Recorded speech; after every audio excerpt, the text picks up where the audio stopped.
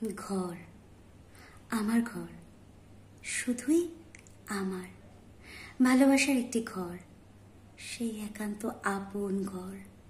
সহ্য হলো না, ছুঁড়ে ফেলে দিলাম অনেক কিছুই। নতুন করে সাজাবো। যে সকল জিনিসে লেগেছে অনাকাঙ্ক্ষিত ছোঁয়া, মুছে দেব সেই তৃতীয় ব্যক্তির সমস্ত উপস্থিতি, যা আমার অনুপস্থিতিতে ছুঁয়ে গেছে। প্রচন্ড রাগে, অভিমানে সেসব টান মেরে ফেলে দিলেন। বিছানা থেকে ছুঁড়ে ফেললাম চাদর, বালিশ। না, কোথাও কোনো নোংরা ছিল না, ছিল না কোনো দাগ, শুধু কিছু অদৃশ্য দাগ আমার চোখে স্পষ্ট, যা স্বচ্ছতা কাটার মতো ফুটছে। মেনে নিতে পারছি না। জ্বালা জ্বালা, বারবার চোখ মুছে উঠে দাঁড়াতে গিয়ে ব্যর্থ। চোখের জলের গতি রোধ করিনি, সেও আজ অক্ষম। লাভা স্রোত জ্বালিয়ে পুড়িয়ে দিচ্ছে শরীর, মন, সমগ্র চিন্তা। আগ্নেয়গিরি জেগে উঠলে যেরকম বোধ হয়, ঠিক সেরকমই। মনের লাভার উদ্গীরণ ক্রমাগত, থামার কোনো লক্ষণই নেই। পাগল পাড়া ছুটে গেলাম প্রিয় আমার অহংকারের ঘর, রান্নাঘরে। টান মেরে ফেলে দিলাম ফ্রাইং প্যান, চায়ের জায়গা, কাপ, কফির মাগ, জলের সুন্দর সুন্দর সব বোতল খুব বেছে বেছে ঘরে তুলেছিলাম। স্বচ্ছ জলেও আজ জানি কিসের একটা ছায়া। গা গুলিয়ে উঠল অসহ্য। কিছু গ্লাস, কাপ, প্লেট ভেঙে তছনছ। হাত কখন কেটে গেছে বুঝতেই পারিনি। এরপরও কোথায় দিকভ্রান্ত। বাথরুমের পালা। দৌড়ে বাথরুমে শাওয়ার খোলা, ভিজে যাচ্ছে সারা শরীর। দেওয়ালের রঙের সাথে ম্যাচিং করা শখের বালতি, মগ ভেঙে তছনছ করেছি। শূন্য দৃষ্টিতে ঘুরেছে প্রতিটি কোণায়, প্রতিটি কোণের একটি ছবি ভেসে উঠেছে। একটা অচেনা মুখের অবয়ব হাসছে, ভেঙচি কাটছে, কুকড়ে যাচ্ছে, রাগে ফুঁসছি হন্যে হয়ে। কি যেন খুঁজে চলেছি। ওই ওই তো বাথরুমের সাজানো organiser, bath soap, body oil, shampoo, moisturiser, face wash. দাগ দাগ, চিহ্ন, চিহ্নগুলো তুলতে পারছি না।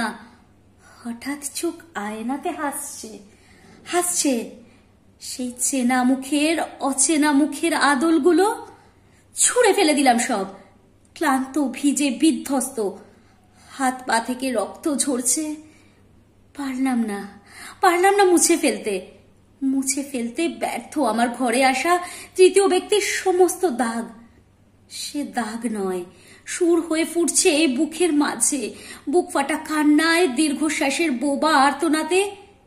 পাথর নীরবতায় প্রশ্ন রাখলাম, তৃতীয় ব্যক্তি কে? আদৌ কি তার কোনো দোষ আছে? চলমান শাওয়ারের শব্দ নীরবতায়, অন্তরায় অবিরাম জলের শব্দ প্রতিধ্বনিত হয়ে ফিরে ফিরে আসছে। তাল কাটল, বিভৎসতার ঘোর কাটলে বুঝলাম দোষী সে নয়, দোষ তো তার ভালোবেসেছিলাম তাকে। নিজেকে সান্ত্বনা দেওয়া ছাড়া তৃতীয় ব্যক্তির কোনো অস্তিত্বই নেই। চোখ বন্ধ করে বিশ্বাসের সাথে তিলে তিলে গড়ে তোলা সংসার, ঘর ছেড়ে গিয়েছিলাম তার হাতে। হায়, কদিনের সুযোগেই সে তো ভেঙেছে, ইচ্ছে করেই সুখ খুঁজেছে অন্য কোনো নতুনের টানে। সে তৃতীয় ব্যক্তি না, সে তো আসেনি, আনা হয়েছে। তাহলে তৃতীয় ব্যক্তি এখন বোধহয় আমি। লজ্জা হাঁটুতে মুখ লুকিয়ে বেরিয়ে এলো, ছি ছি। কোথায় যাব, কি করব? ভুলেই গেছি কেটে যাওয়া জায়গায় রক্ত জমে গেছে কোনো শুশ্রূষা ছাড়াই।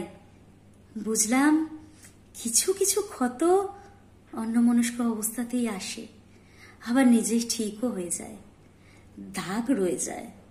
কি ভীষণ গোলমেলে, তাই না? ক্ষত ব্যাপারটাই, খেয়ে দেয় আর খেয়েই বা ভোগ করে, বোঝা যায় না। কিছু ক্ষত দেখা যায়, কিন্তু হাজার শুশ্রূষাতেও সারে না।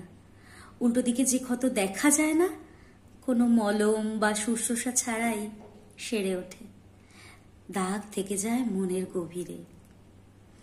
কলমে পিঙ্কু ব্যানার্জি, কণ্ঠে আমি চৈতি। ক্ষত তৃতীয় ব্যক্তি।